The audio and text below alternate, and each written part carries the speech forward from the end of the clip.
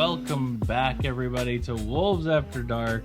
Ashman and I are back, and I hope you enjoyed all the off-season content that we promised. Go back and watch it if you haven't already. But Ashwin, today is the first day of the preseason. That's when we're recording this, anyways. We watched the game tonight. We're not going live because it was kind of a weird game. I mean, it was a pretty good game, but we're here to kind of preview the season. We've done this in past seasons. I think. What season are we on? Are we on season like 6 now or something? I've lost count. I have too, but we're Time deep. stops with you. And we're going to be doing some hype predictions that are brought to you by the big boy in Discord. Many of you know him. We're going to be going through those and answering those on our own here in this recording, and also just giving some general thoughts on the season here. So if you're new here, subscribe. We do live streams after every show or after every game. I am going to be better about that this year. I'm probably not going to be doing. I'm probably not going to be doing any photography or very little. So I will have a lot more opportunities to do this. So make sure you subscribe, turn the bell on, like the stream, all the things. But let's get into it and let's talk Timberwolves for the first time in like 3 months. Whoa. So Ashwin, the summer has gone by. The team is relatively the same, minus Na and the new rookies. How do you feel coming into this season? Are you excited? Are you upset that we kind of are doing the same thing? Or what are you thinking about this next season? We could keep this under an hour for sure. I'll give you the abridged version. I'm pretty ecstatic. I'm looking for like an escape out of like normalcy right now, and I was rooting for the Lynx, and I was thinking about starting cheering for the Vikings again or something. Yeah. I guess the Mariners are pretty good, things like that. I've been like, I'm looking for an escape to like root for a sports team right now, and it's like what such an awesome time to have the Timberwolves in basketball back. So it's like it came when I wanted it, right? Summer League happened. And Johan himself just basically had my heart on like minute one. Yeah. And of course, Summer League is just a fallacy. It's just like talent rises the crop, or the crop rises to the top, and usually it's a guard heavy week. But he actually had an amazing impact, and it translated into like the preseason already. Like we're seeing high praise and remarks for Johan, and even in the preseason game itself, he looked like he's going to have a moment of regular rotation minutes, and it's his for the taking, I think. Yep. I'm really excited about this team's composition and where they stand in the West this year, more than I have in the past. Usually I'm with you. Like, I wish there was more change, and I wish I could root for the young dudes. But like ever since Tibbs and Chris Finch kind of took over the reins, like you haven't been seeing a lot of young dudes play. It's mostly just like the core, right? Mm-hmm. And even last year, we didn't even see most of our young dudes at all, except for sparingly. Yeah. Cameron, I'm pretty pumped, and all of the preseason juice and feed has gotten me, has hooked me. Such as like the rookies are above, the pacing of most rookies. Like they look like they're ready and can have an immediate impact in a team that has mostly been the same. They've aged a bit, and also our center needs time off, I would say, as like a 32-year-old. Our bigs are our rookies, and they could probably stand with the Jonas Valanciunas of the league. So I'm pretty excited about that. How about you, man? Yeah, I think you're right. Normally, I'm looking for maybe a little bit more change, and like you said, looking forward to seeing a lot of the rookies and really trying to let them loose and like contribute. Which is, you're right, not how it's been with Finch or Tibbs or whoever we've had. But no, I'm excited. I think I am excited. Last season I came in a little pessimistic because I was like, typically the way things go in sports is you have a really good year and that is followed by somewhat of a down year. Not necessarily like a terrible year, just, we were a very good team 2 years ago with like Kat mentioned, Kat, um, Ant, Rudy, all of that cohesiveness. And that was because that was the second year of it. We had 2 years of it. The first year was kind of rough. The second year was great. We made it to the conference finals. Obviously, we made it to the conference finals last year. Watching back, I have been watching back some of the like playoffs from last season. Um, we had some good moments. It was fun to watch, but it was not nearly the same as the year before, where it was like super super exciting. So I'm excited that this year can be building blocks off of last year, where we went to the conference finals, and take yet another step. That's kind of my thought process on the season. And obviously tonight or first preseason game, we were unable to see, Ant Randall, Mike Conley, which is like humongous pillars of our team. Yet we still owned the Nuggets, so that was fun. Um, but no, I am definitely looking forward to this season. I have kind of high hopes for this season. Um, and like you said, again, me just repeating what you've said always, but you hit it so perfectly in the beginning. Like I feel like my need for sports right now and the Timberwolves season coming back is like perfectly timed this year where I'm just like hitting the ground running with the first preseason game and I am just so ready to just dive into Timberwolves everything. Um so no, I'm looking forward to it. I'm excited to see what we can do. I'm excited to see the rookies too because, you know, both of them are bigs, which is not really like typically what you're looking for. You're kind of looking for like guards, I feel like a lot of the time. But I don't know. I've got some high hopes for a lot of players. I mean, like TJ, obviously, we're really high on TJ, and I think that he's going to be able to take some steps without Na being here. We're going to miss Na for sure. But there's a, I don't mean to immediately dunk on Na after he's left because I will miss him, and I think that there's going to be so many times where we're like, wow, this would have been the perfect game to have Na. Um, but I think there's some like elements of clunkiness when he's in there, especially as the point guard, that make it a little difficult for certain players to kind of work in our system, like TJ, um, and some of our bigs too. Because although Na was like our point guard at times, he wasn't a great point guard. So I'm excited to see it. And then based off the first preseason game, Bones looked amazing. Like Bones almost, I'm like, I don't even care about Dillingham right now. Like Bones looked incredible. I mean, I don't know if that's going to stick because Bones, this is a revenge game, I guess, for him. But um, no, and then Jaden could take a leap, and if Jaden takes a leap, I mean, we're in we're in a great situation. So I think all of these things coming back, all of these players working. Also, on top of everything, the thing that I always forget to do in all of these previews and recaps and everything, Anthony Edwards. He is one of the most exciting players in the league. Um, and he had a full off season to not be at Team USA, to not be with the Olympics, and not have to do anything. He only was able to work on his game, rest his body to a degree. Of course, he's still working out, but like it's not the same wear and tear that he's doing like when he was in the Olympics. Um, so no, I am super excited. Julius got a full off season as a Timberwolf too. He didn't have to come in day one, preseason game one or whatever. I'm just super excited for the season as a whole. There's so many things I'm excited for. Um, I'm ready to get this thing started. How about Joe Ingles inbound passes?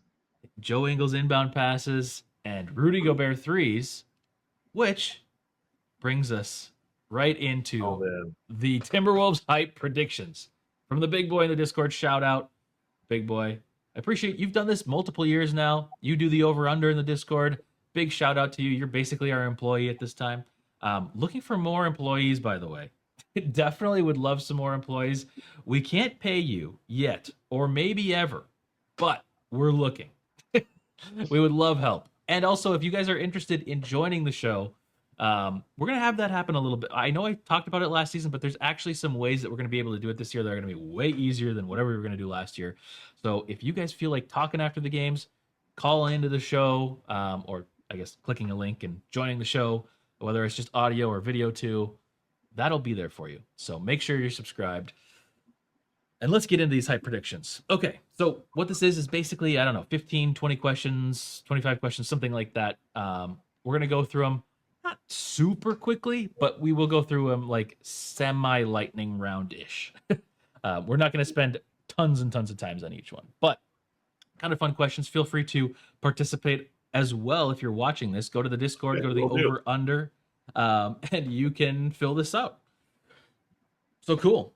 Um, let's get it started. What's your email and name? No, I'm just kidding. And social. First question: Will or which All NBA team will Anthony Edwards make? First team, second team, third team, or won't make it? Um, how well do we know you and I know the rest of the NBA? I think there's been a lot of like chain X I don't know. um, Zero. 0. Nice. So we are just stands. So I guess he'll be making all the teams. Um, I think there's been a lot of turnover, and the turnover is also going to produce um, a new top 5, new top 10 probably in the league. But I think Ant stands pretty firmly in that 10. We can probably say SGA, Jokic, I don't know, like Giannis, Luca, right? We can't say Tatum this year, so No, there's that spot already, like open for a fifth. true. That could be like a Donovan Mitchell. That can be like you know, there's so many Yeah, players right now that can be probably thought about. it's true. Um, and it could be like a Jalen Brunson because the Knicks are going to have a pretty fantastic year. Yeah, This is off the cuff. There's no analysis. There's no thought process here. yeah, I'm not thinking at all.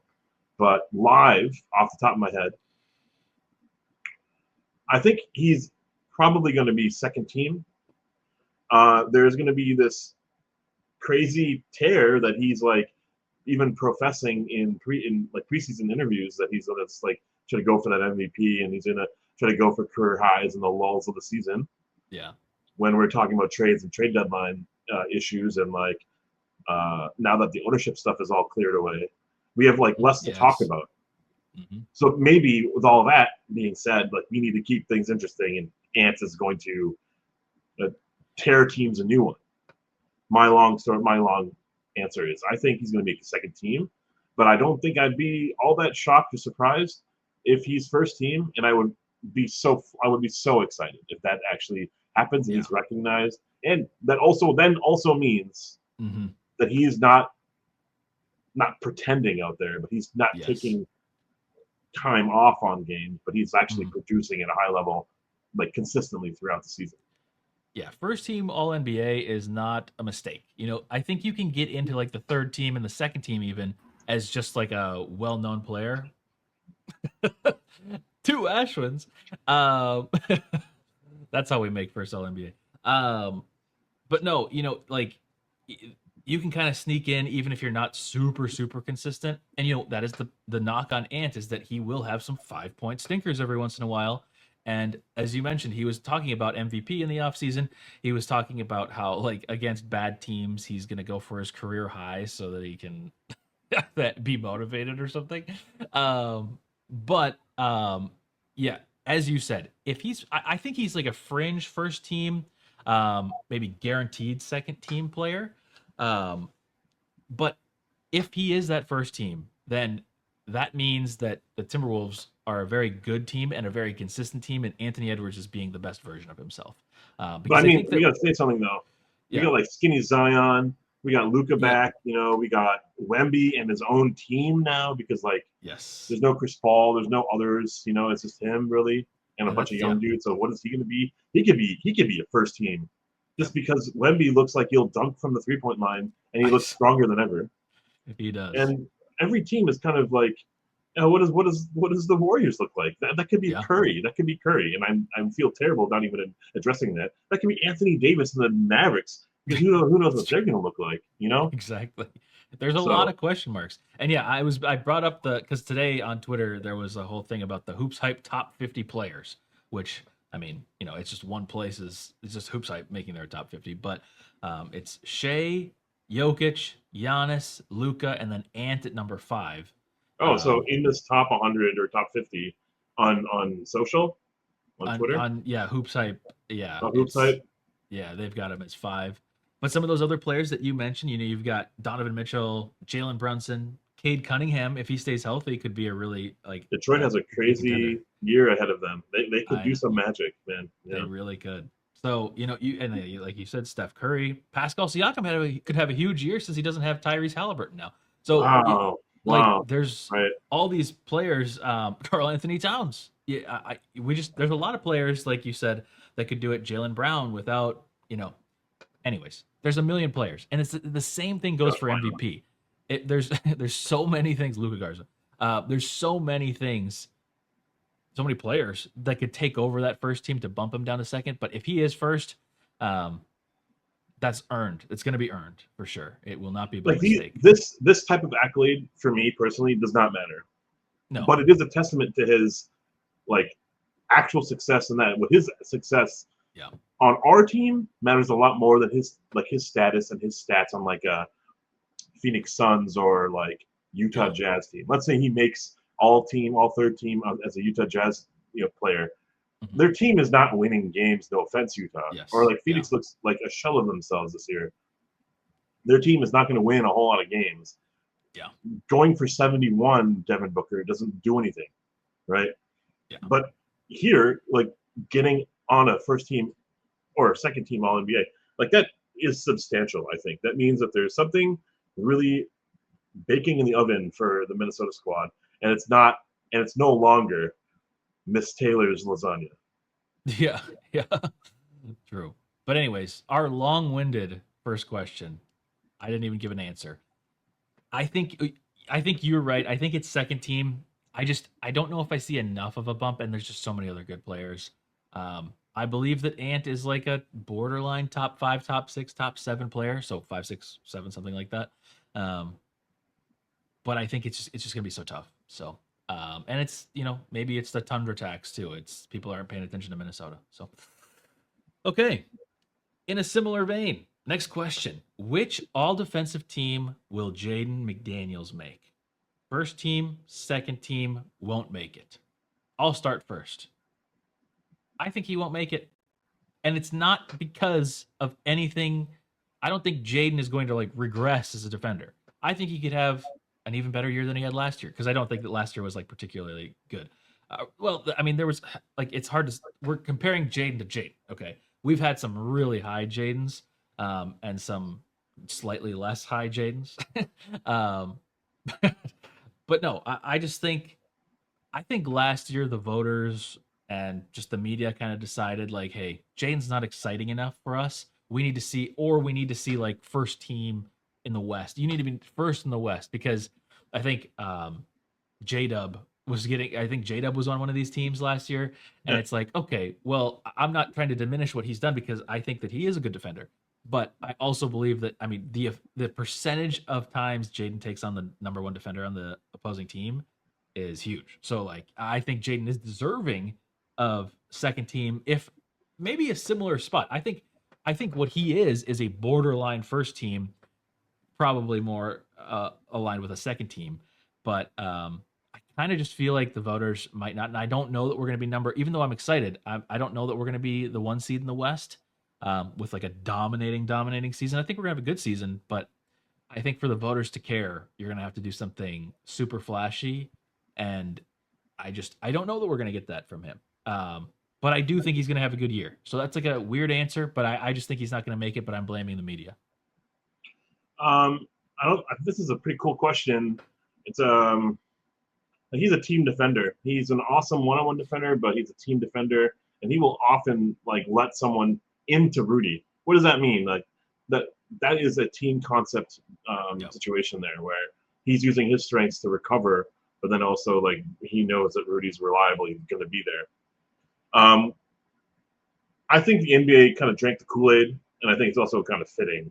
But like Amin Thompson made first all team defense last year. I Yeah. think like Dyson Daniels with like 6 steals a game. Like there's something Yeah, like he was crazy. written and visible to like kind of quantify. Exactly. Yep. Jaden doesn't really have the blocks, the steals, the stats that really like he's the Andre Kirilenko of our team, where Yeah, his yeah. presence is felt, but his stats aren't necessarily like electric or like dramatic. I mean, It's Draymond Green got first team all defense, and I sound like I'm smart as fuck right now because I'm just naming these things, but no, I have a fucking third monitor here for the first I'm time ever. I was like, there's Um, no shot. and so Okay. I got a little bit of data here that I'll try to use more off throughout the season. But second team, that Dylan Brooks and like Hmm. Yeah, Tumani that's just Kamara. These are players that are like not. These probably could be replaced. I think So Kamara's legit, but I mean the Dylan Brooks thing I think is solely just based on him getting in beef with players and like again, I'm not saying he's not a solid defender, but like he is not a better defender than Jaden McDaniels. So yeah, like I don't know. I mean, I really don't know because also Houston was kind of amazing defensively, Yeah, but I think that and was Ahmed. I think that I was mean, I more just him. think they had a really cool team Mhm. concept as well, like with Steven Adams and their Yeah. Jabari Smiths and yeah, Amon kind of being everywhere, 1 through 5. Honestly, he was sweet, Yep. and it's going to be improved in Houston, I think, because they have. Did you know that Kevin? Like, did you remember? Like, I forgot that Kevin Durant's a Houston Rocket. I forgot that like Bradley Beal's a Clipper. I forgot that like I don't know, like Kristaps Porzingis is a teammate with who's in Atlanta, and I Yeah, don't even know that I who's forgot like about. Ricochet was their like focal point last year. So like, there's so much change in the NBA. Yeah. Dylan Brooks is on Phoenix. There's no way that Dylan Brooks is making a fucking first team, second team NBA like push this year for defense. Yeah. But we have Rudy Gobert and I think Rudy Gobert got second team. I mean, Rudy Gobert and Jaden. This is about Jaden. His offensive output is going to be looked at and examined and maybe pushed a little bit further. Will that also impact him defensively? I think the answer is yes. I think he's going to make second team. Okay. I like it. I hope so.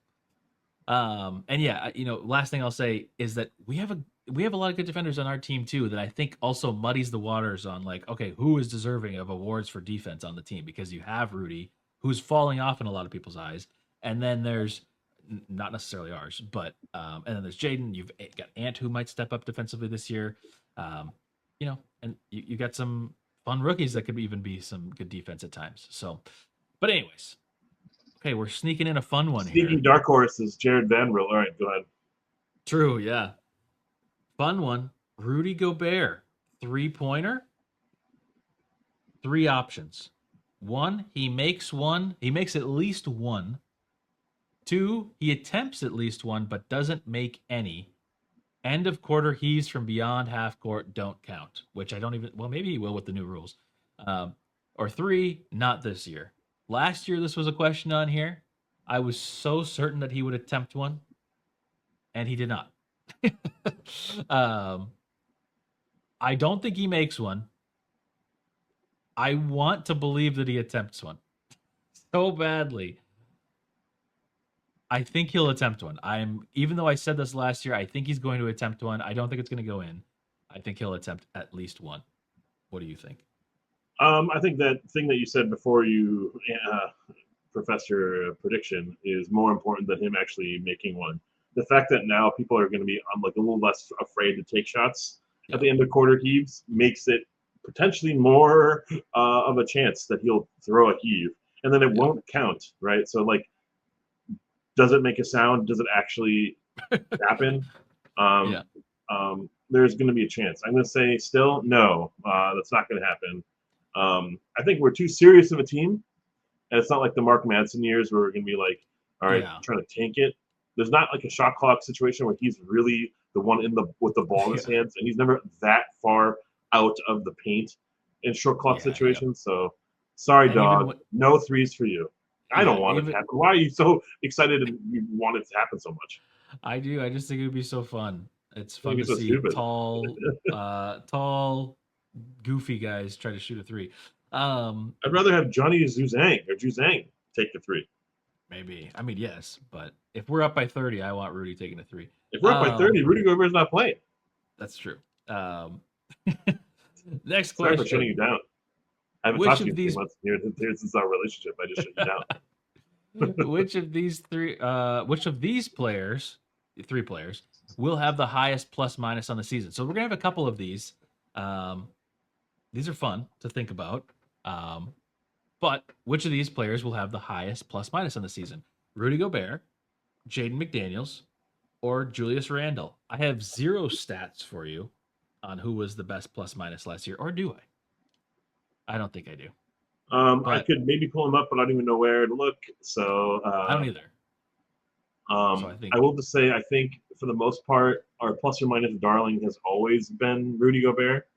Um, and so I think, and he's going to always like, you know, protect leads or like not worsen the deficit if we're down. And I think, mhm. Jaden could be hot and cold with like the refs. And I think Julius Randle is a hot and cold player, anyways. I think the safe answer, the easy answer is Rudy Gobert.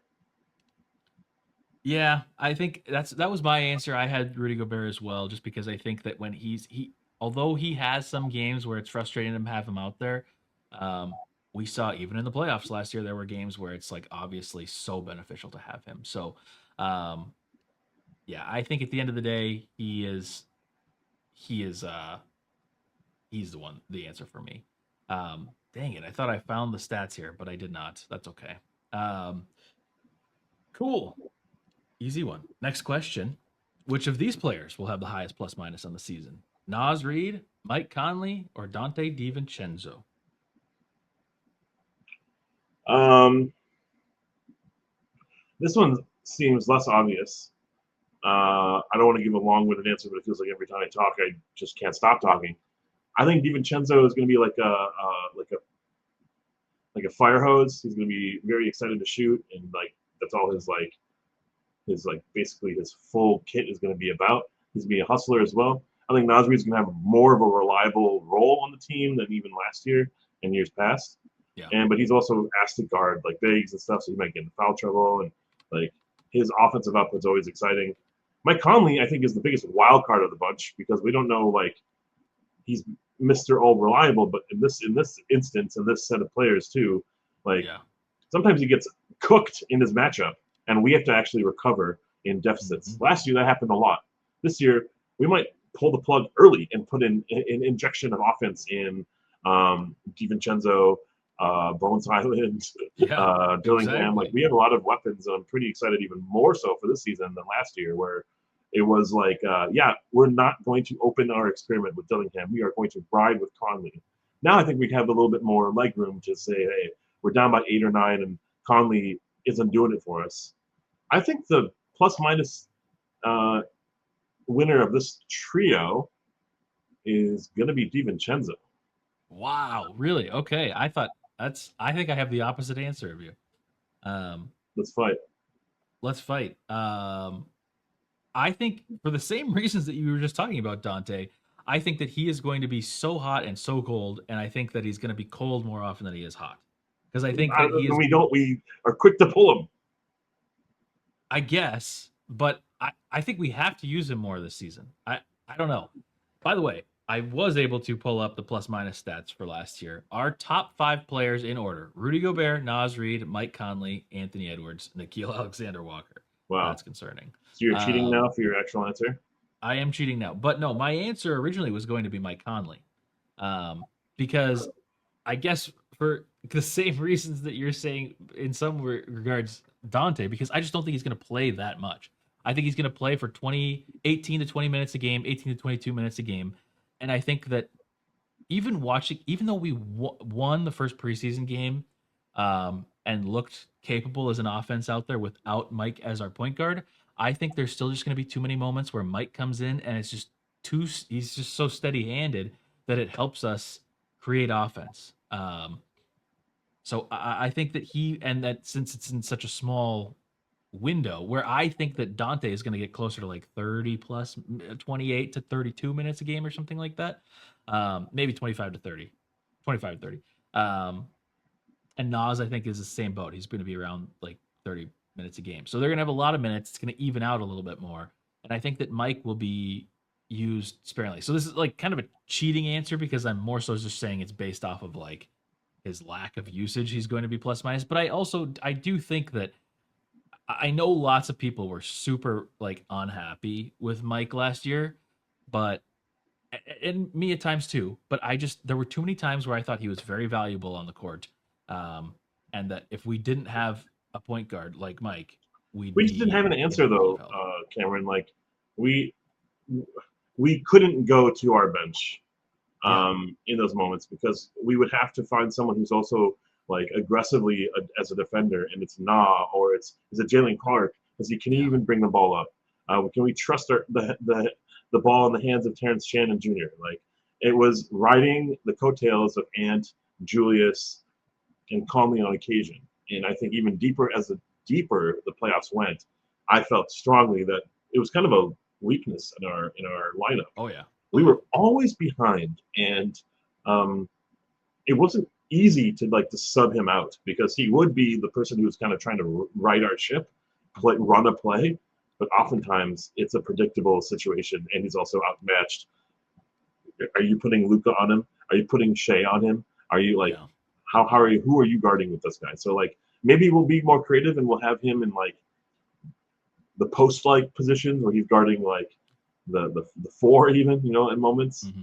But I'm not worried about Conley. I'm just excited that we have other weapons to the point where um, my long answer is I think it's going to be someone else who comes in and it's more of a spark plug. And um, yeah, If Dante is the number one answer, I think we are in the finals. Um, if he's the highest plus minus of player of these three those three, players, yeah, I think we're in the finals. Um, which means we're relying on Conley less. yes, because if we can rely on Conley less, then I think the team is succeeding I think there's a wildly. world where we like don't close with Conley out there. Like I Oh think yeah, that could be a really fun moment where we have so many weapons out there that maybe like yeah. I think the Dante has it design and we need it. you want the design, or maybe you don't want, but I think that the team is designed to be like, okay, we want to have a bunch of shooters out there mixed with some decent defenders. And although Dante's defense in the playoffs last year looked atrocious, he has had moments where he's been able to defend. So, um, Yeah. I'm interested in that. But okay, speaking of Mike Conley, we've got a Mike Conley question. Will Mike Conley be benched for 5 or more games for a reason other than injury or rest? Um, for a reason other than injury or rest? Yeah, like Conley's benched. Like just because he sucks. Okay, I get it. It's not necessarily because he sucks. Like I'm reading it as other people are playing instead of him. We are blowing out teams, or Yeah, he's not in the lineup because we're in this period in February where we're experimenting with Kylan, who's like basically been crushing, or DiVincenzo, who's been like a space creator. So yeah. I'd say I initially when I saw this, I thought it was just other than injury and not the rest part as the asterisk. I think we will rest him. Maybe that's for legitimate rest, and maybe that's for other players playing better. Um, for more than 5 games, I think he'll probably play somewhere in the realm of like 60 an Embiid amount of time. No, I'm just kidding. And a 60 to 68 game kind of a thing. So I think we could see like at least 10 games without Mike. But um, but I think that that's more just for rest. I think less of other players playing so well that they just are not going to play Mike. I hope that that's the case. But either way, I think regardless of the stipulations of the question, I'd say yes, he will be benched for more than 5 games.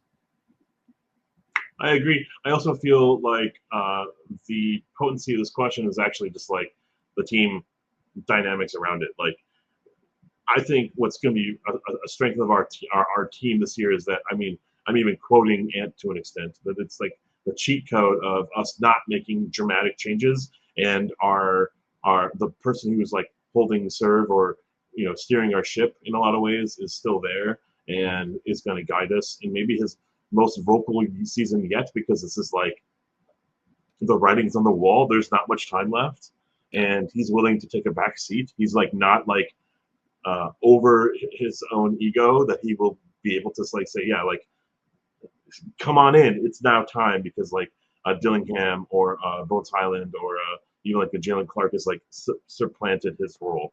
I would yeah, honestly love nothing more than that because it's exciting to see Conley, but like this era this this squad actually reliably doesn't want him out there.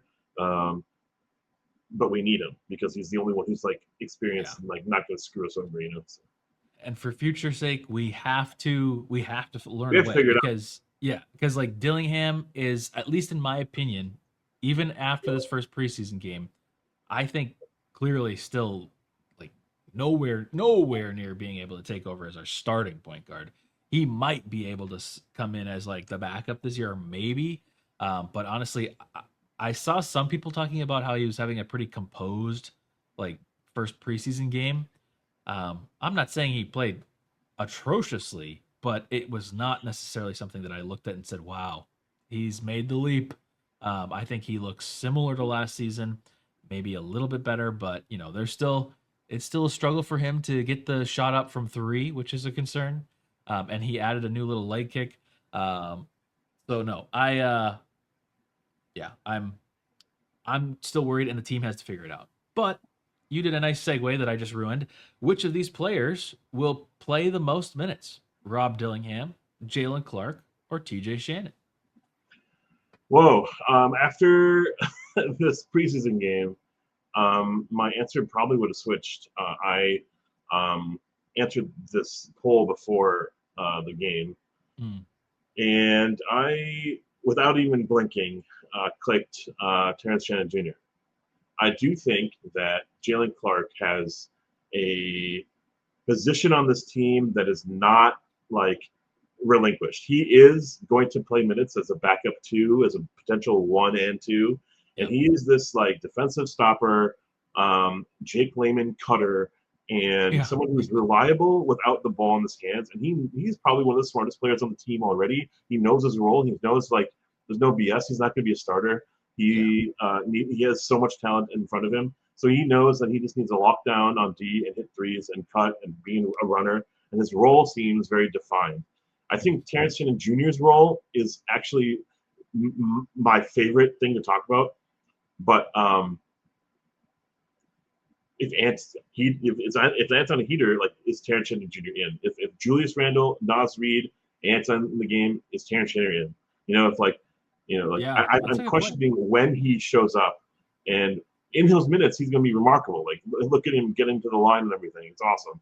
But like I think it's going to be Jalen Clark, That's interesting. which is also kind of sorry to Dillingham. Like I just think Dillingham Yeah. is not in this conversation yet, No, and I'm I would so love to be far out. wrong, but I think it's Yep. not this conversation. I think we both agree, or at least I am nowhere near calling. I am like there is no consideration here of me picking Rob Dillingham for this answer because I just think that it's going to be. I think Finch is going to have him on a very short leash, and it is not going to be like. I mean, he pulled him from at halftime today because he was making some like boneheaded mistakes, um, just overcomplicating things. But you make a good point about Ant. If Ant's on a heater, if Ant's playing really well, do you like kind of why bring TJ in? I mean, like it's interesting. Maybe I need to see them on the court together while Ant is hot and see what that looks like because maybe that opens up the offense a little bit more for Ant with TJ's ability to just drive through anybody. But Jalen Clark's ability to, I love the Jake Layman comp. If he can make layups this year with his cutting ability, I mean, that's going to be amazing. He was hitting threes last year at like a 40% rate at a point. I don't know if he ended the season there. I guess I have his stats up. I should just look. Um, he was 43% from three last year. So, um, yeah, if he can be that, that's going to be valuable because he could kind of spell some Jaden minutes. If Jaden's out of the game, then you could have him come in and he's still a very good defender, very physical defender instead of a long defender. Um, but yeah, I loved his answers also in the season, like, I don't know, what do they call them? Like preseason interviews or whatever they were doing, media day. Um, his confidence and just the way he carries himself is like, whoa, he like if he is as good as as high as his confidence is, like I am so ready to see Jalen Clark this year. He looked good in the first preseason game. I think I'm still gonna say TJ Shannon. However, you're kind of convincing me in a little way that it might be No, don't Jalen let me Clark. convince you. You can be very easily bought. Don't do that. Because I actually want to actually be on your side and think that Terrence Shannon Jr. will be that player because I think that's going to be the recipe for the most fun. Also, I'm like highest on him or more than like any other player on the team, really, honestly. Yeah. And I just think he's bringing a good energy. And yeah, we had a situation where we just had we had just so much depth and so much talent, Yeah. and we had to relinquish some of that talent to emerge these young players to get actual time on the court. Um, it I really enjoy this competitive like roster situation where it's like the cream rises to the crop. The best player will get the minutes and earn time. And it was never Josh Minot. It was never Leonard Miller. It was Yeah. Nasri, and we kept him and we pushed him to even more of a role. As time grew. And we tried other centers, but it was never going to be them. We had to get some new ones. And so with the guard situations, like Dillingham is like really needing to press and grow, and maybe he's learning a lot and maturing within. But Terrence Jr. is like has a role to himself. Let's see what he can actually like make up it for himself because he can play a 2, 3, 4. Like Yeah. he's big enough to play and tall enough and strong enough to play the 4. That would be weird, but it also can happen and probably has happened already in the playoffs. We saw it against Dallas. So I mean against Yeah. OKC. So Well, yeah, TJ. But speaking of Leonard Miller, as you said, we can do this one pretty fast, I think. Which one of these players will play the most minutes? Joe Ingles, Leonard Miller, uh, Joan Behringer. Did I say that correct? Hopefully. Or is it Johan Behringer? I don't know. Or Bones Highland. After watching the first preseason game, I'd say Bones Highland. I don't think that's accurate, though. Well, I don't know. It might be. I don't know what to say. Honestly, maybe Bones. It's not Leonard Miller. I think I think Joe Ingles is going to get more minutes than he did last year, but I don't think it's going to be enough. I, I don't think it's going to be a significant because like he just had like games where he'd come in for like 2 seconds. I think he might come in for like 2 minutes now, but um, that's it. God, maybe I'll say Bones. is that your answer? Recency bias, yes, it is. I mean, I'm excited that he's on the team. I think he's also excited to be on our squad. But I think the answer wants to be, and I think I want it to be Johan or Joan Behringer. Yeah, yeah, I think the biggest upside and also just swing and tempo. I am ready to max his ass just based off of like speed alone. He can get up and down the court. He's there for lobs. We are terrible at throwing lobs, but also we get to learn how to throw lobs to someone who wants and actively is like seeking them out offensively. yes, Um, yes. and I think his defensive game is only the floor is like 80% as good as Gobert, honestly. Like, so I'm already really excited about what he's bringing to the table. Um, Looking up and down the roster depth wise, there's probably gonna be a lot of Julius Randle and Nas minutes. There's probably gonna be a lot of like Terrence Shannon Jr. at the 4, just like experimenting. Um, and if we blow teams out, you better believe it, right? We're gonna have Joe Ingles and Behringer as a surprise, right? So I think Yeah, that's I true. think my answer is going to be Johan Behringer, Yeah, but I don't think you're wrong. I think that'd be great. That means I also that Dillingham is just not what it's supposed to be. which I think is what I believe. I just don't think he's. I think it's going to be a slight upgrade to last season of what we saw with Dillingham, but um, and if Bones can do anything like he did in the first preseason game, I think we'll see him a decent amount. But you're right. We'll probably see Behringer. The only thing that I worry about with Behringer, again, basing it off of very limited amounts of time where all I've seen is him against Jonas Valanciunas, who is a very, very large player. He was not at all able to hold his own. It was kind of embarrassing at times almost. So that was defensively, I should say. Offensively, he was fine tonight. But yes, and there goes Ashwin. There's two Ashwins. Um, However, that does bring us to the next point. In how many games will Rob Dillingham play in? This is a very interesting one. I feel like people are going to have answers all over the board.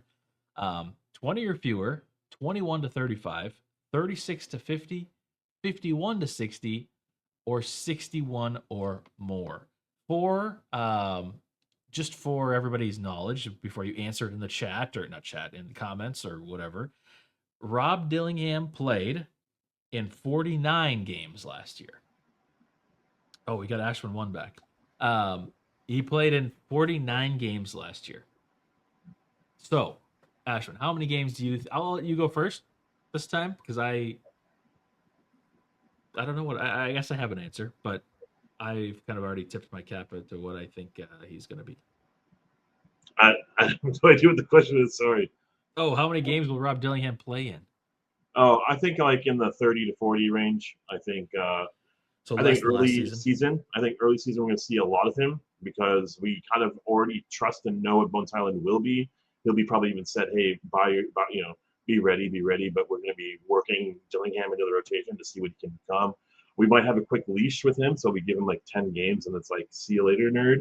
And then we might try again before the trade deadline to like boost his trade value if it's not working out, right?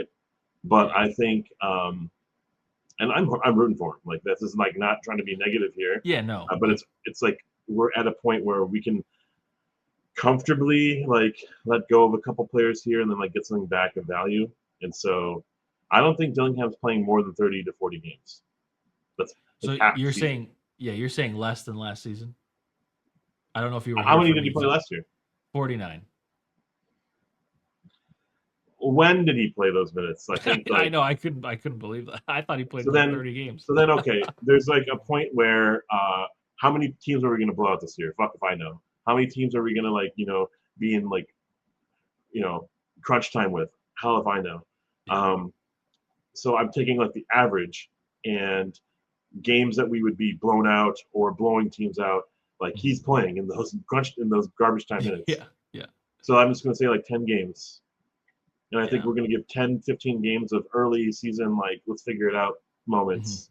And then maybe 10 games prior to the trade deadline kind of thing. So I'm going to say 30, 45 games.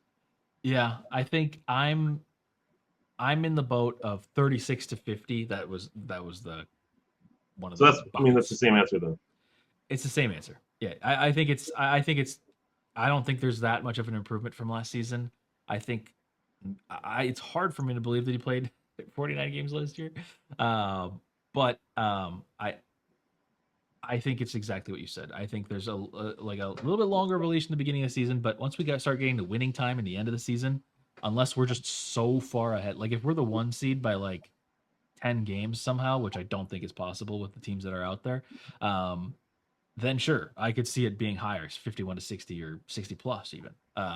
But I think that we're going to be a competitive middle of the like we're going to. I guess I haven't said what seed I think we're going to be, but maybe that's a question. But I know somewhere in the realm of like the 3 to 6 again is probably my guess.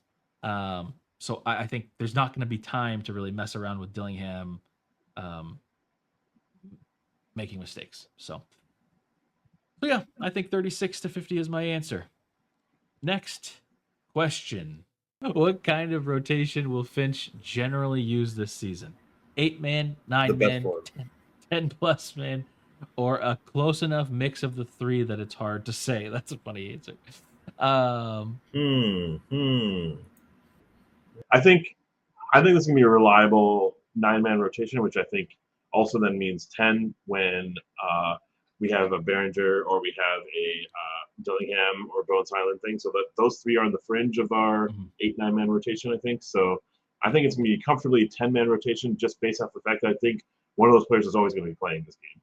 Yeah, I think it's exactly what you just said about Dillingham. Because in the beginning of the season, we're going to have a lot more people playing. I could see a 10 plus man rotation. And I think halfway through the season, it'll kind of slowly work our way to 9. And then we'll slowly work our way to 8 once we get closer to the playoffs. So I think that it's going to be a slow rolling thing that gets us to an 8 man rotation. I think that's like the goal at the end of the season for the playoffs. Um, but I think we'll start with like we'll see a lot of people playing. We might even see like a Rocco out there. We might see a lot of Berenger. We might see Ingles. We could see a lot of different things. So, but I think as it goes on, it's going to get less and less to eventually be an 8 man rotation. That's my answer. And I think that I guess for the season as a whole, I think generally, I think we'll be more on the 8 to 9 side than a 9 to 10. So I guess as an average, I would say 9. But all right. Sweet. Next question. How many technical fouls will Ant get? 8 or fewer, 9 to 12, 15 or 13 to 15, or 16 plus? I Um, say 16 plus. I think he can't. I think it's just there's no fixing it. He's always going to complain. He's always going to get technicals. It's always going to be bad. So that's my guess. I am going to go with the under on 16. So it's going to be like right before a hair before that, because I just think he learned his lesson. I think there's a full season where I think he feels like this is business more than anything, and he's coming to take it. And um, I just don't know about the whining. I think that he's going to get like 10 or so just because he's going to find himself in moments where he's going to be bitching at refs. Mhm. But like, and there might be a couple that just are just accidental kind of things. Yeah. I don't think he's going for 16. I don't think that's happening, man. I think he gets suspended multiple times this season. So You I'm got on to the believe, opposite. man. You got to believe. Oh, I want that to not be true, but I just think that I don't know. The signs that we saw last year were not promising. How many All Stars will the Wolves have? Zero, one, two, or more? This is a hard one. Yeah, this is maybe one of the harder ones. I think it's going to be one reliably. I don't think there's Yes. like there's a play for Julius and Rudy Yeah. and Ant. So I think one of three is guaranteed, and it's going to be Ant. Julius has to have like this Herculean year, and the West is pretty competitive. So I think his spot is pretty comfortably reserved for a couple players, including a LeBron. Right, like LeBron has to just to show up for 5 games, and they'll be in the playoffs. Yeah. I I think think it's gonna Rudy be too Gobert might hard. be a wild card, but there's also an Anthony Davis. There's a Wemby. Like Wemby's going to be in there, and there's going to be a couple Mhm. other players that are probably going to be the All Star over Rudy, and I don't think that bothers him. No, I don't think so either. I think he's kind of over that. But they're all about parity and stuff. So Yeah, there's just too many. There's too many players for our next best player besides Ant is not. I don't think at the level of All Star. I will say if there's an All Star other than the three you were just mentioning, um, we're going to the finals. But I can't see who. I mean Dante if he got a ton of minutes and was playing really well, but I don't think that's going to happen. Um, I guess Nas, but he's not going to be a starter, so he's not going to make it.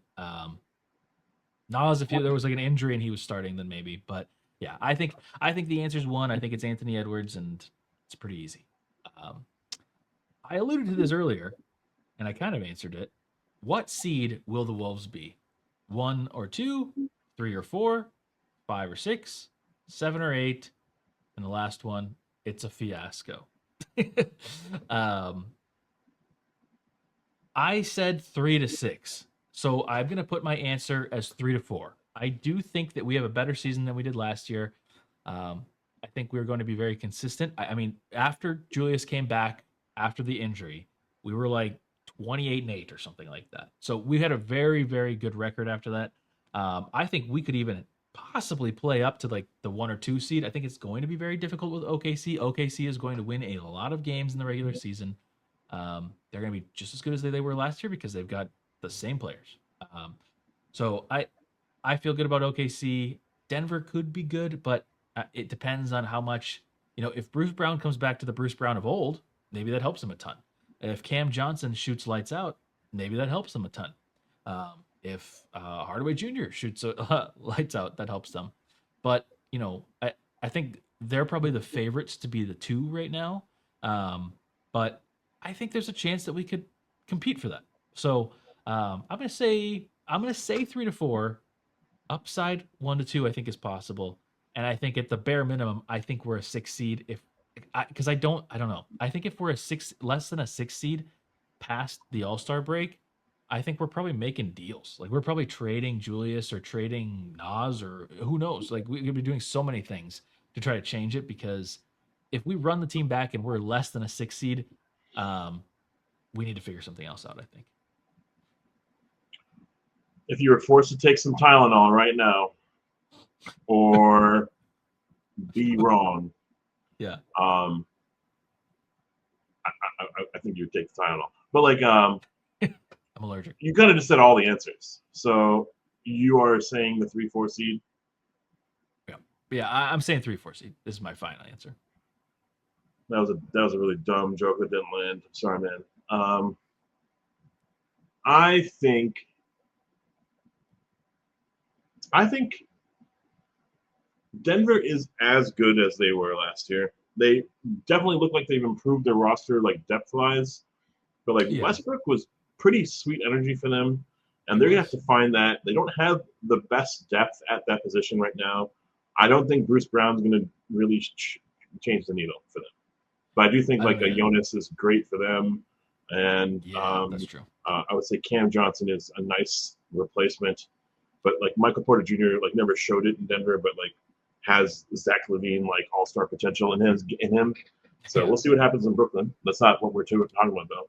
But I think it's all relevant. So I think OKC just won the championship. They're going to relax a bit. I don't yeah, know if they've improved. I don't know what they've done to the roster, but it's probably not much. So they're probably going to be right up there. Also, just mhm. like their games are going to be won by the free throw line. So they're going to Yeah, win a lot of fucking games, and they're going to be their top seed. I think there are a lot of teams that are vying for and see this window for a championship open because I think the East is as weak as it's ever been. There's like two, maybe 2.5 to 3 teams that are like solid. The Knicks, the Cavs. There's others, but like they don't really count right now, in my opinion. There's Bucks and other sauce, but like who cares? Magic could be all right, yeah, but like it's not Boston, it's not Indiana, at least for right now. yeah. So I think there's like going to be a big Lakers push. There's going to be like a big like Dallas push, and Lakers I think we're have going to to. contend with them. I think we're deeper, we're better, we're stronger, we're more like reliable offensively than all of these teams mentioned. And I would even dare I would say I think we're a better team than and composition than Denver. So I Yeah. think I'm going to go on a leap of faith and say we're a top 2 seed, and Wow. I'm going to like book it, like guarantee it. I love it. Put it on the I don't board. think we're going to be. I think we're comfortably going to be out of the play-in. I think we're comfortably not going to be a 4 or 5 seed, like the 4 through 6. So Mhm. yeah, it's a 1, 2, 3, whatever. It's like that one year when it was us, OKC, and Denver last that Yep. one time. Very Yep. similar situation, but I think Totally. there's going to be like this hierarchy that we just won't match OKC, but we're going to be like a step below. 100%. Totally agree. Will the Wolves trade any players between the first regular season game and the trade deadline? Again, I just accidentally alluded to this. I'd say so. Okay, the possible answers: yes, real trade; yes, but only minimum players slash rookies moved, kind of like lesser players essentially, or two way, or not two ways, but something like that, or no. I think I think I'm saying no. I can't really see anything. If my prediction of them being if my prediction of them being the 3 or 4 seed, and your prediction of the 1 or 2 seed is accurate, I don't really think that there's need to trade anybody. Um, but like I said before, if we're below the 6 seed, then yes, I can definitely see some a real trade being happening. I don't know what that. I don't know if it's just to get off of contracts and get into a situation where you maybe have the ability to sign a player in the next year. Like if it's trading Julius and Dante again to a different team, or if it's something massive. Not that I want these to happen, but like, what if you're like, you know what?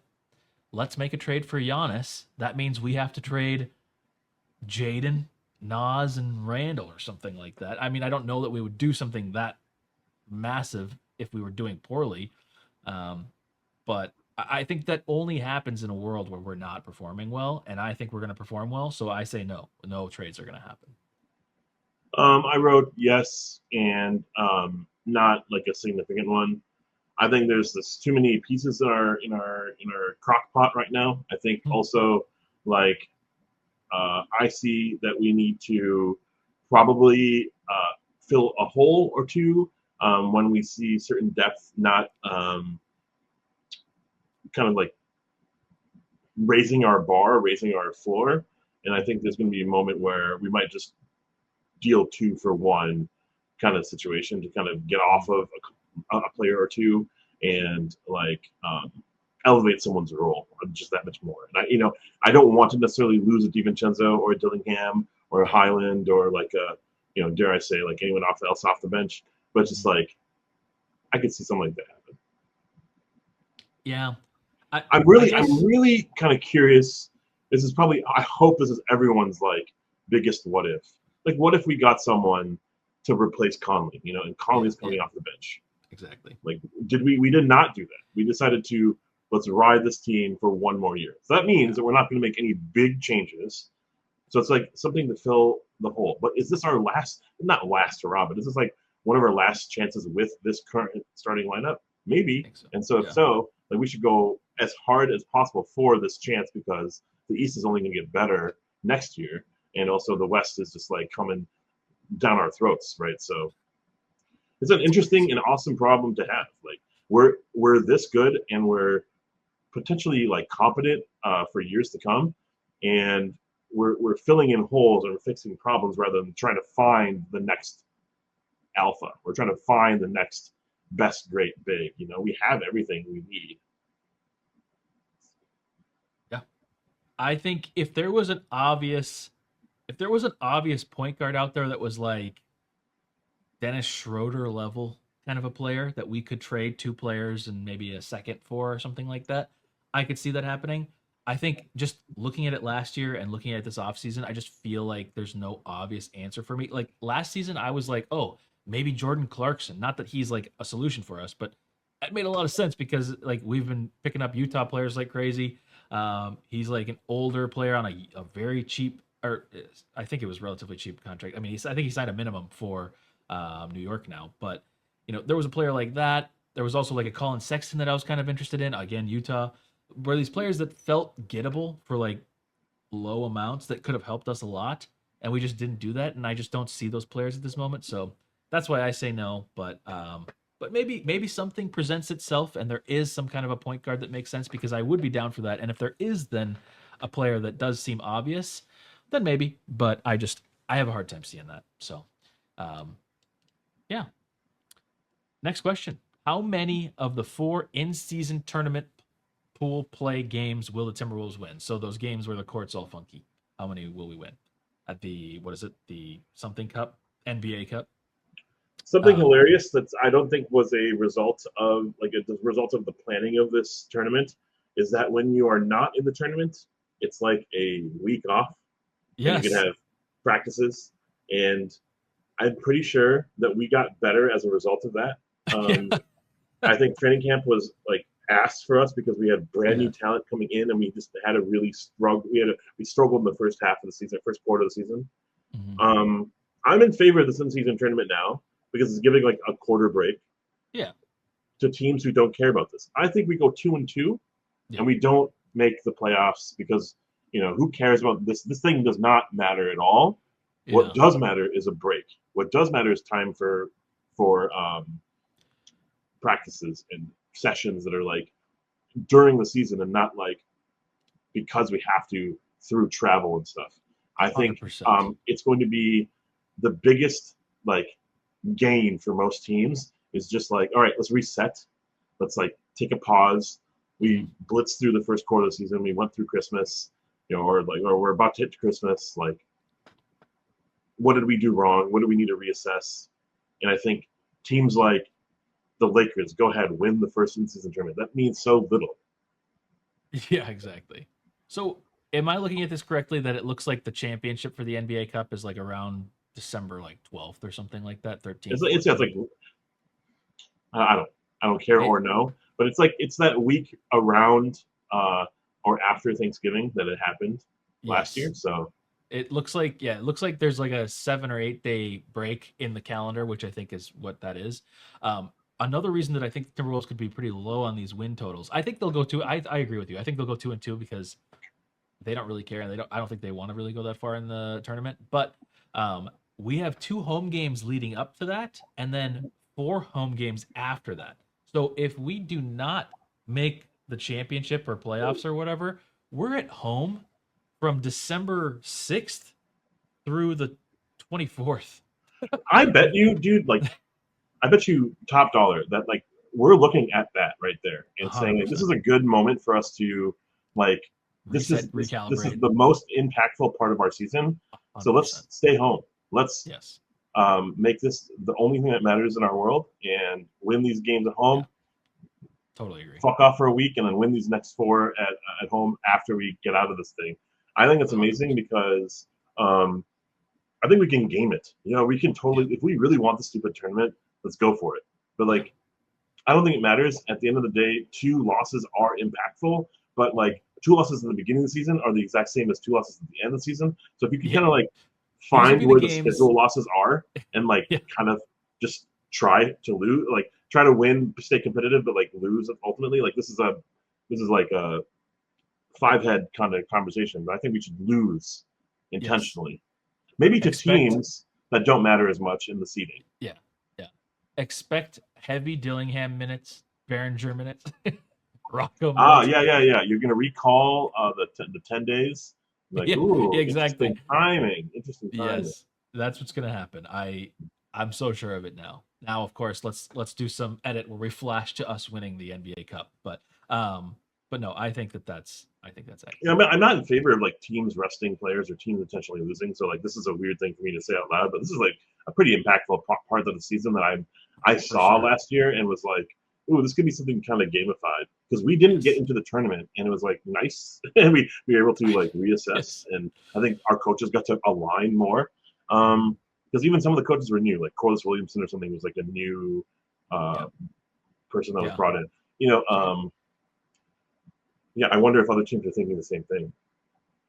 I think But so. like, So it's a would we start like I don't oh my god. So before all of this started happening, like the preseason and like just like media day, I was really down about the NBA season. I was really pissed off about like this Kawhi Leonard LA Clipper crap, oh and yeah, it agreed. reminded me of like just man, sports is just entertainment. It's also taking advantage of our need for and our craving for something Mhm. to cheer for and root for and have purpose in life. And it's weird, but it's a distraction.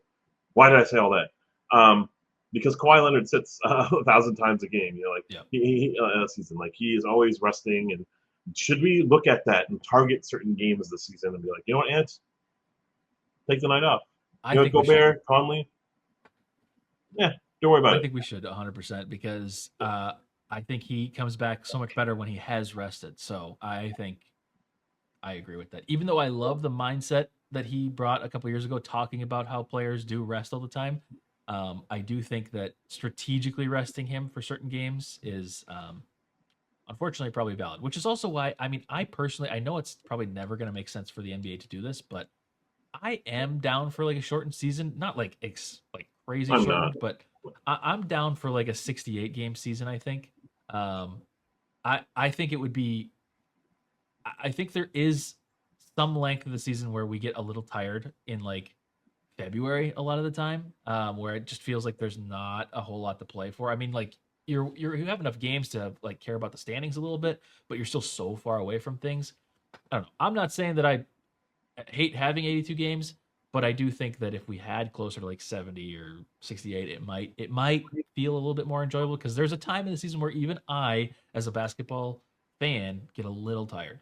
But anyways, It's every fan. It's every fan of every sport. Like you are in the middle of the season, you're like, oh my god, I wish there was something that would shake up this roster, or shake up this league, or do something special. The beginning of the season is always amazing. The end of the season is always amazing. Around the All Star break is always exciting. Yeah, but like, who cares? Like, I think I'm more on board with the idea of resting players than I ever have had before. We've even installed rules where it's like you have to play like 75% of the season to be eligible for rewards and stuff. So yeah, it's like play to that and yeah, yep, take advantage of the system and not necessarily take advantage of like the fact that Ed can leap off the page and off the court. Because we saw it in the Dallas series, we saw it in the OKC series. He was just a little tired. hmm He's getting a little bit more preparation this offseason where he's added some more shit to his game, which I, by the way, is like the top thing in the offseason was him ball handling and like getting better at ball handling. And like that was a big yes, thing about his offseason, which is like I love that. I can't wait to see what happens. Um, I know. like I can't say this more than I can. Like every fucking game we'll talk about this, but like Ant is the most important player in the fucking NBA and on Mhm. this team on this roster, and we need to see him like elevate and improve in some fashion. And he's already talking about post game. He's already talking about his like his dribbling and hand dribbling, and I think this is going to just shoot him to the next ascension of stardom. Okay, Yep. but I don't necessarily need him to play 82 games in the same manner, right? So if he wants to Yep. be MVP, that's awesome. Let's go for it. Let's make that happen. At the Mhm. team's success, at team's success, it can't be individually. So like there's gonna be moments where we might have to lose games, and that's okay. But we should like schedule it, and then we have Ant resting, and that also Yeah. is a cure for like what our bench could look like and getting them confident enough for a Exactly. postseason push. Because hey, we're playing against fucking like LA and who else did we play? We played, like OKC, and we just like we're like kind of gambling with Jalen Clark and TSJ. Like, oh, you were a Yes. spark plug, and we never thought about you throughout the season. That was stupid. Exactly. So Exactly. 100%. Totally agree. I think it's just I think it's the win-win situation as long as we like play our cards right and like Yep. maybe we lose a couple of those games that we were trying to win, and we win a couple of games that we try to lose. Like that's like will probably offset each other. Yeah. I agree. I agree. I think it's something to look at. Next question. Will the Wolves Oh, this is not what I thought the next question was. No, yeah, it's not. There's two questions. One is very quick. Who will have a better over under this season, you or me? You, I also think me. Uh, because I think I did last year. Maybe. I don't know. you crushed it, and I will say just straight up, real talk. I remembered a couple of seasons ago, and I did really well because I Yeah. was remembering that and I didn't do it as much last year. So Yes. I have a feeling that I just won't remember Yeah. as Yeah. much. And I will because I love betting. Um, Yeah. Speaking of betting, kind of, um, will any Wolves player win an individual player award? So, like MVP, Defensive Player of the Year, Sixth Man, Comeback Player of the Year, Most Improved? Yes or no? I'm going to go out on a limb here and say yes. Um, So Wolves player, so it can't be coach of the year. yeah, I guess it can't be Coach of the Year. Um, I think that it's kind of a combo of two things. One, I think Ant has a legitimate chance at MVP right now. If we're looking at the betting markets, he is sixth in MVP, um, behind Jokic, That's crazy. SGA, Luca, Giannis, and Wembenyama's ahead of him. I guess that makes sense, but um, we still have to see him play for a full season. So, um, and then it's Ant, then it's KD, Jalen Brunson. I think though, if the Timberwolves play as good as we think they are playing, they're going to play this year, he will be a front runner or one of the top 2, 3 players for MVP because he will get the media attention even with Minnesota because of that. So I think there's a chance that he wins MVP. But if it was just whether or not he won MVP, I don't know that I'd be so sure in saying yes. It's the fact that I think this is going to be my bold take of the year. Um, I think the most improved player of the year award has a chance to go to TJ. I think there's a chance that he gets enough minutes. If I'm saying what I said earlier, and that he's going to get more minutes, um, that he could be viewed as like, oh wow, this is like impressive, and he's coming out of nowhere, and we're paying attention to the Timberwolves because we pay attention to Ant. Or if Ant were to get hurt, we would be slotting in TJ into those minutes, and he would be. We talked about this last season. We talked about how excited we were at the possibility of like, oh well, like you could almost just throw in TJ at these moments, and it would be really exciting to watch that. So I think Yeah. there's a chance most improved could be that, and then you could also just throw in like Nas is I think on the in the top. He's second for sixth man of the year right now. I Next don't to know that who? he's going to get it again. Next to DeAndre Hunter for the Cavs. Um, and then Anthony Simons is third. Celtics. Jordan Clarkson is fourth, who's on a minimum contract, I believe. And then Ty Jerome. Peyton Pritchard is. Peyton Pritchard's not going to be sixth man. He's going to have to start for them. Who? Peyton Pritchard? Doesn't he have to start for them? I'm confused. Well, I think he's been a six man for this entire. I think did he win last year? Maybe. But but they've I mean, with all the players that they traded and don't have anymore due to injury, I feel like he's got to play more than being a sixth man. But anyways, long story short, I'm going to say yes. I think a Timberwolves wins an individual player award. Also, sleeper Rudy Gobert for defensive player of the year. He's not even like close. I don't I mean I I don't know that I believe that that's going to happen, but like he's like 11th right now in the rankings on DraftKings. I think that's So not happening, and I it's not feel going to happen. I think it's, you roll a a D20 and maybe you get the right number. But Ooh, you're talking my language. but, but I mean I think it's a long shot, but I think that he is maybe slept on a little bit because I think that if our team is as good defensively as we've been talking about in media and things like that, and if Ant's gonna ramp up defensively, and we've got Jaden, we've got players like Jalen Clark that we can throw in there. I don't know. I think Rudy would probably end up getting the bulk of the credit for that, but just because of how the media thinks about these things. So all that to say, I'm not saying I think Rudy wins Defensive Player of the Year. I'm not even necessarily thinking that Ant wins it. It's I think he has a good chance. Um, but I just think of the combination of all those things that I was just saying. I think that one of those positions gets filled by a Wolf. I think it was a travesty that Nafisa Collier did not win MVP this year. I think that was Yes, there's some extra sauce in that there result, but 100% is some extra sauce there. I think it was crazy that she did not win. Yep. I think um, there is an outside chance that Ant wins MVP, and I'm like all here for it. I am, for some dumb reason, not a biased Wolves fan for this answer, and I'm saying no, and I feel terrible about it. So I want to like ride the hype and the momentum and the just like the what if isms. Your answer is amazing. The I was not thinking of most improved when I was thinking of these awards. I was thinking of like, and I wasn't. I'm not thinking of like sportsmanship or like community Yeah, no, no. support Yeah. or whatever. But I am thinking of MVP, DPOY, kind of like six Mhm. man only. Mhm. And in that regard, I don't have a candidate for you. But yeah, because I think it's going to be Wemby's. I think it's going Yeah. to be Wemby's for DPOY. I think it's going to be like if all things go well for us, like it's going to be at superstardom and everyone falling in line.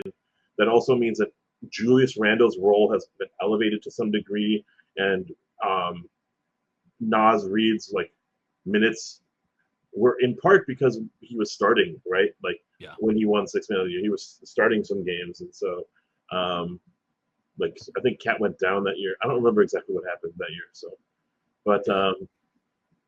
yeah, I'm gonna ride your optimism despite my answer being no.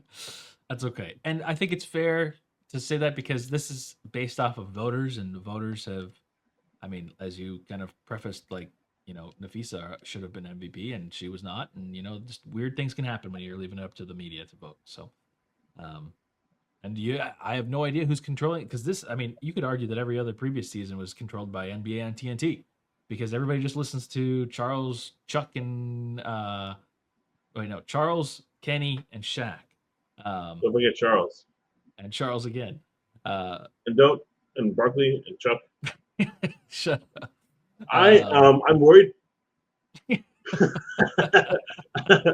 I'm worried about um, how accessible games are. I think Yeah, there's like too many places where games are now, and I just hope that those so the streaming media. gods bless us mightily. Uh, Yeah, abundance of fruit. there we go. Hope so.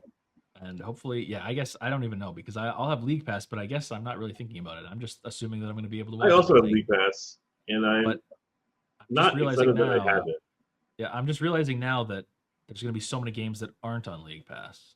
There's gonna be so many games that aren't on League Pass, and Game One, Cameron, is in Portland. How fucking annoying! I hate that it's the first game. I'm not going to that game. I wish I could because for so many reasons. Sorry, this is our own internal rant here, but I'm pissed because I love going to all the Portland games. I love having two Portland games, and I loved having them back to back. That was always fun. But Just like regardless, I would have loved to have like an October game, a later October game, and or a November game and a February game. Um, but one, this is the first game of the season, so ticket prices are a little bit higher for that, even for a team like the Trailblazers that aren't necessarily expected to I mean, make they got Yang crazy Hansen, leaps. so That's true, actually. I'm so high on him. I am very high on him as well. Um, but also, even though Dame's not going to play this year, Dame's going to be back, so they're probably going to do some Dame tribute at the first game. Like, there's going to be all this Love stuff where it's like it makes it so expensive. Also, I I want to stream after the first game. I don't want to be at the game because, like, when I go to the games and stream, it's very difficult. It's very stressful. It's not the same experience for me or for you guys watching. Um, or for Ashwin dealing with me being at the game. So like it affects everybody negatively. um, so I just decided not to go. I will be going to the February game, but I hate that it's a season opener. Also, Portland kills us all the time. So I'm really not looking forward to it. And their crowd gets so loud, even though they suck. They don't suck. I actually like the Trailblazers. But um, anyway, sorry. Rant over. Next question. We're back. We're back, baby. Will the Wolves have any buzzer beater walk off wins? If so, who hits the first one? Um, I'm gonna say yes, and I'm gonna say Ant. I think that we're due for an Ant buzzer beater win. I think it's got to happen at some point. He had some clutch moments last year where he was hitting important buckets under 24 seconds, but there just hasn't been that moment where he said, well, he had one where he like tied the game or something. I don't remember. Either way, I think there's going to be a buzzer beater walk off win by Ant this year. But I don't think there's going to be several. I think it's going to be like one. I agree. No notes. Okay. Next. What the heck is this? Is that you? Yeah, Where man. am Whoa. Look at this. You played more basketball than I have. That was yesterday. Will Roseville. Oh, Roseville. Roseville. Yeah. All right. Next question. Will KG's jersey be retired before the regular season ends? I'm going to go out not on a limb, on the obvious answer and say absolutely 1000% yes, it will happen this year. I would I agree with you be on the ant thing, and I agree with you on this. This has to happen. It's gonna be like the coolest thing. We yeah. have the tree. We have the tree jerseys this year. Yes. I just It's think just that it has Lori happened. and Arod, that's one of their biggest missions that Yep. they mentioned that they want to do, and I just think that the vibes are immaculate right now. Mhm. Do it when it's like when we're feeling good, Yep. midstream, not necessarily like towards the end of the season. I think it needs to be like around like the Christmas or like right before the trade deadline kind of thing. Mhm. Yeah. I think it's going to be I don't know when it's going to happen, but I think it will happen. Would they do something like that? Do they do stuff like that at playoff games? I don't think so.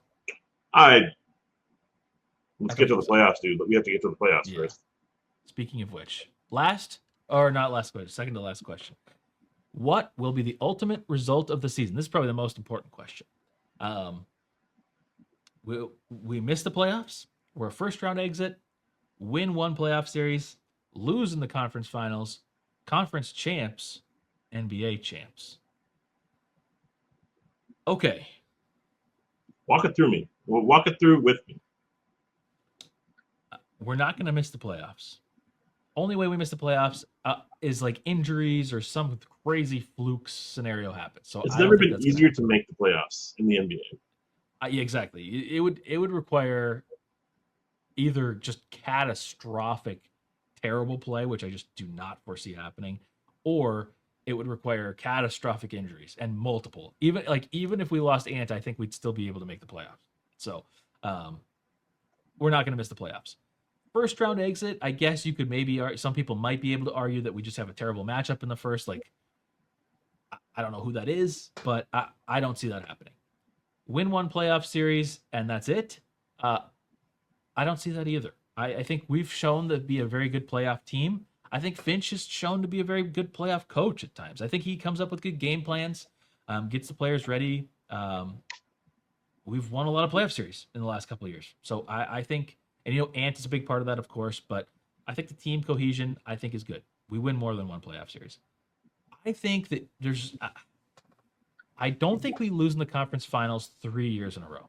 I really just do not foresee that happening. Um, So that means that we're going to be if you're looking at my opinion on what I'm guessing is going to happen this year, I am saying that we are going to make the finals.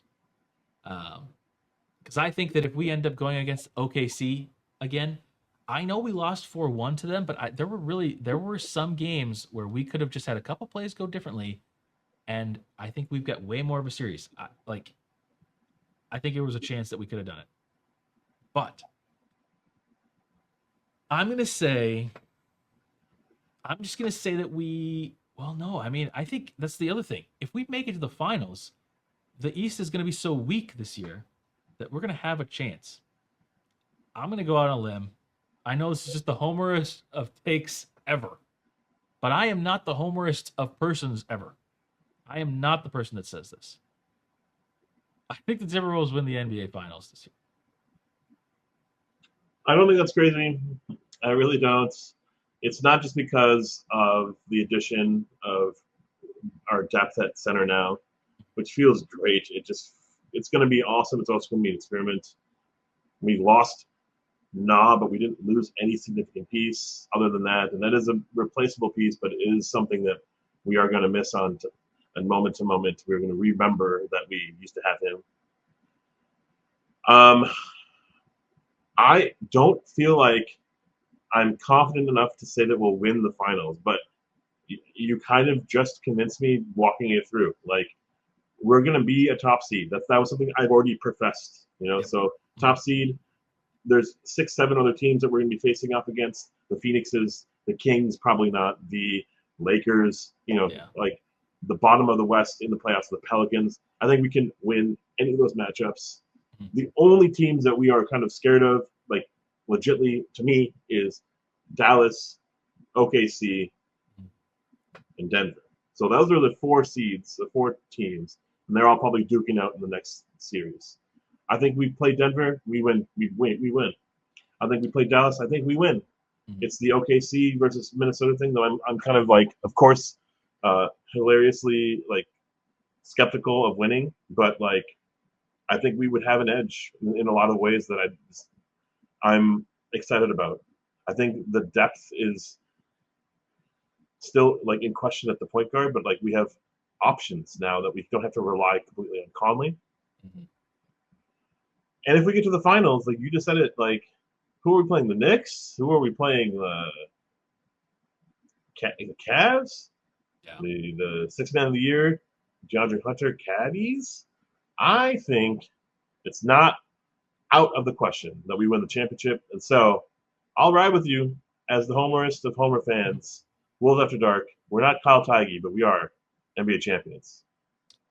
I think the thing for me was like I think we can get over the hump of OKC or some other team maybe beats OKC and we play them. Like if Denver beat OKC in like the semi rounds or whatever it's called, then I think we can beat Denver. I mean, we've shown that we beat Denver.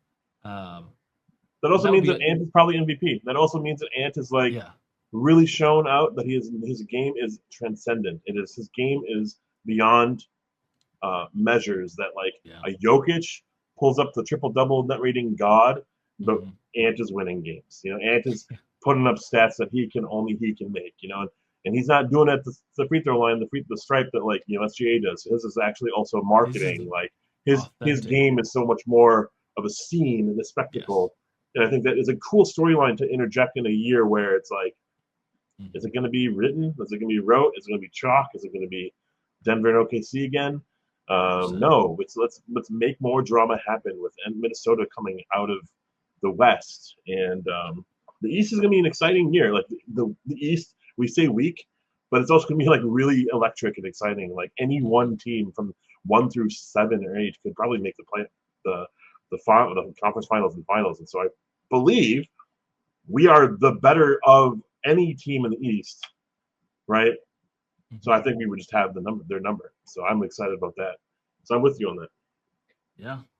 Well, I hope everything we just said comes true. That would be awesome. I mean, dude, like, I hate talking about this, but like the Jimmy Butler year, I was like, we're going to go 72 wins, I know, yeah. And we struggled to get to the play-in. We actually defined what a play-in was. Yeah. But we made so much change and we had so much drama and like we were stressing about whose team it was and like who's taking over games. And we had fucking Jamal Crawford and like, so the ball's not in Wiggins and Towns' hand. It's like so bad. I don't know why I did that. I just did something. And then we like transitioned out of that and we got deeper and found a new team and with Ant, and now we have a legit like alpha and who's leading this team. Yes. And there's been no change. So when we had no change, when we had Rudy Gobert and Cat, and we did no change the second year, like that Yeah, was phenomenal. it was That great. year was insane. We Yep, were ridiculous. Cat got injured that year, but it was still ridiculous. still very good. Yes. Um, I'm feeling similar vibes about like not making much change and just kind of like riding what we built.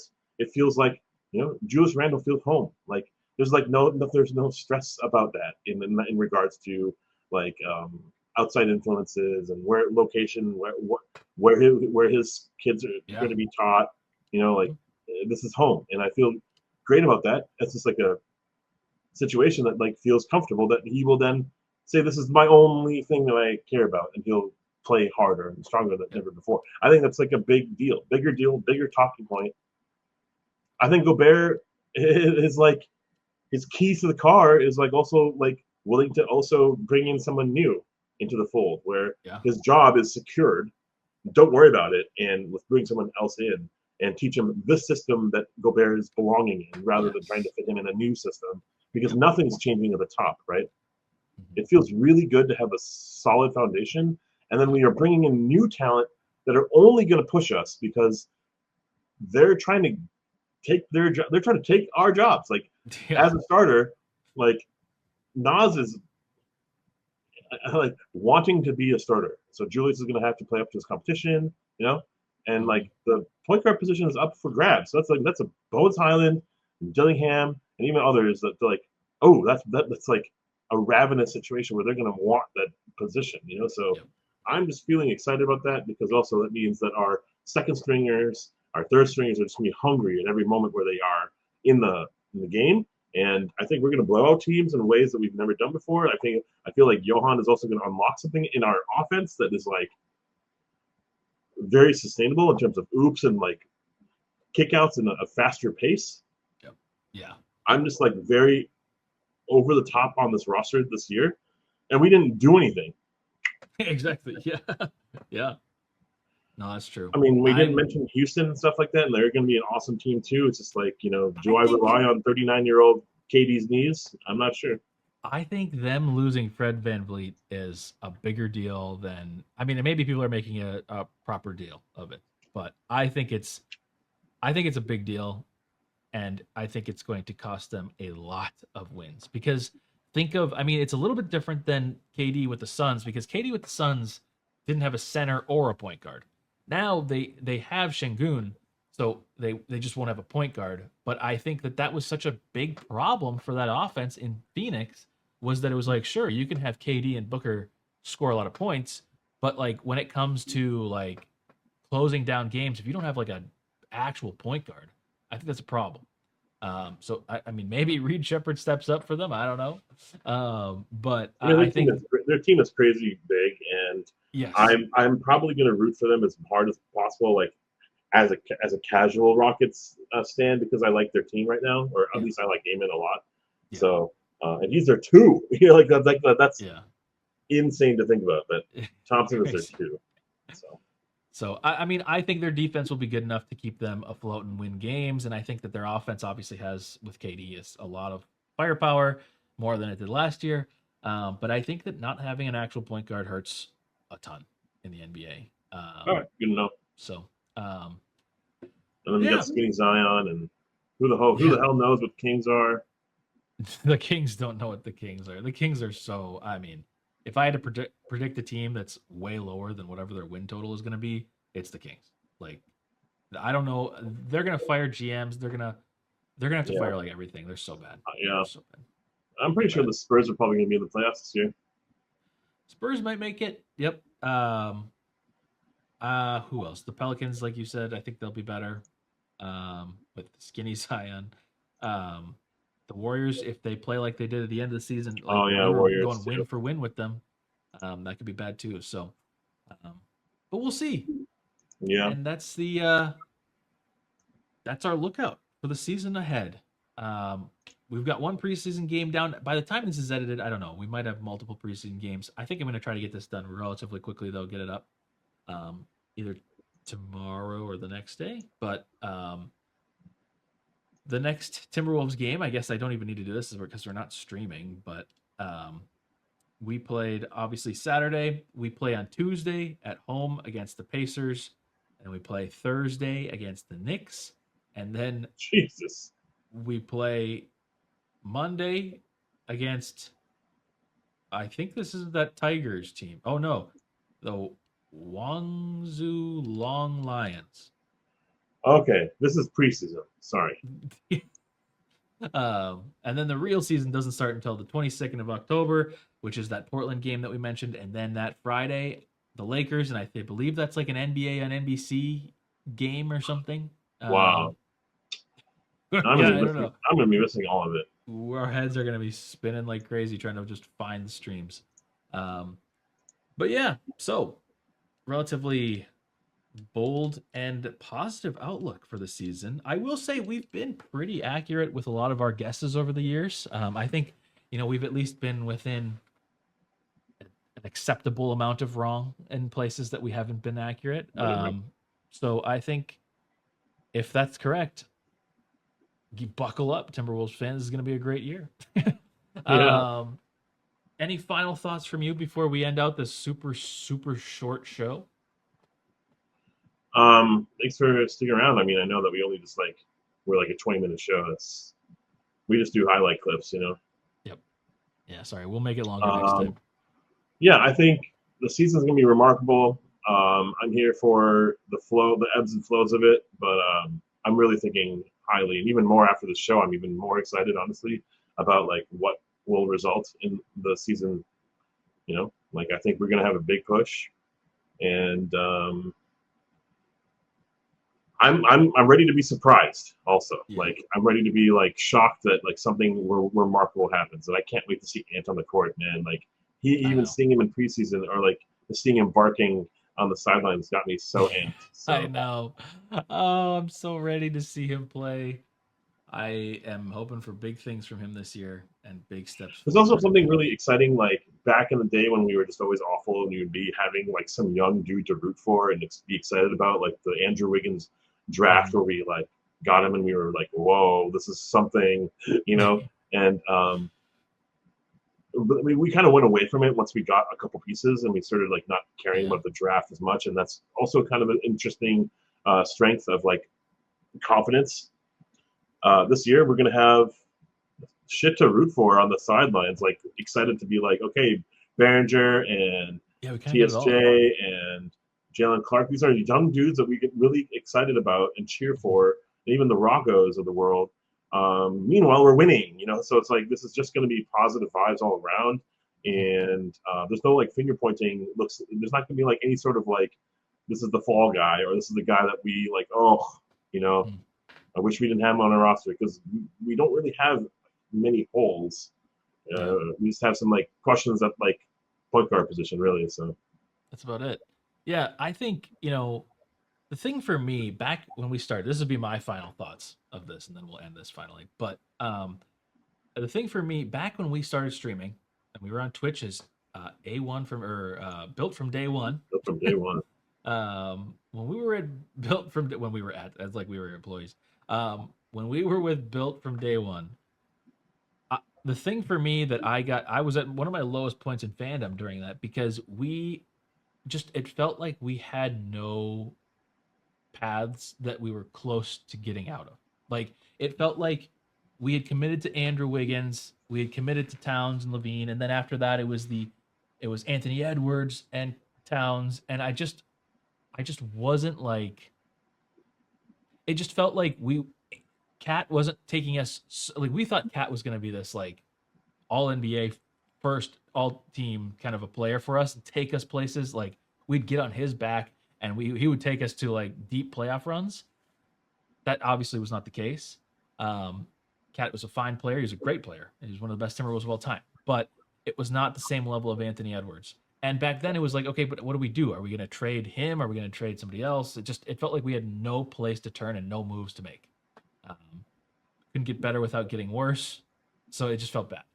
Now I see so many paths, which is why I think I like Tim Connolly as the guy because like right now we have the path that I think is the one that I think is most likely is that we win a bunch of games this year, have a deep playoff run, potentially even win the finals. Um, if that other scenario that I say where it's like, oh, well, we're more of like a if we're not a 6 seed or if we're like barely in the play-in or something like that, then we have options. We can move off of certain players and transfer that to a different hopes for our team. There's other options that can be made. Um, I, Not to compare it to like the Mavs. Thinking of like the Mavs from a couple of years ago when they first got Luca, they had Luca and Jalen Brunson, and then they moved off of Brunson and they went to Kyrie, and now they've gone to like they've had all these different options. Even though obviously moving Luca was like a crazy move, um, they're gonna have a good team this year, and we have these options to do stuff like I'm not advocating for trading Ant. That's a bad example with the Luca thing, but just saying like we have all these different paths that we can go where we're still gonna be a competitive team. It's not like we're going to have this flash and then go back to mediocrity for like 20 years. We have options because we've still got very good players, more than just Ant, and we could trade some of those players for even better players. There's an outside chance we could trade for somebody massive. I don't know, but um, but no, I'm excited for this season, and I think we're going to do very well this season. And I will see you guys in the finals. We'll be doing this. I don't know if we're going to do any shows for the preseason games. It depends. I mean, if Ant is going to be out for all of them, and like Ant and Randall are out for all of them, that's hard for me to kind of get on board to do like shows. Also, I'm still getting the intro ready. I'm still getting all the other things ready for the stream. Um, and I actually do have some photo shoots. I'm realizing that I have a photo shoot on Tuesday, so I can't even do that. But we will be live for the first game of the season. No questions asked. So I think that's it. It was fun to see you guys. Fun to be talking with you again, Ashwin. And Yep. Looking forward to the season. Let's go Wolves. Let's go Wolves. Yeah. Intro is the outro or something like that. Subscribe and like the video. New feature. New feature. New All tech. right. New tech. We'll see you guys in a live stream soon. Peace.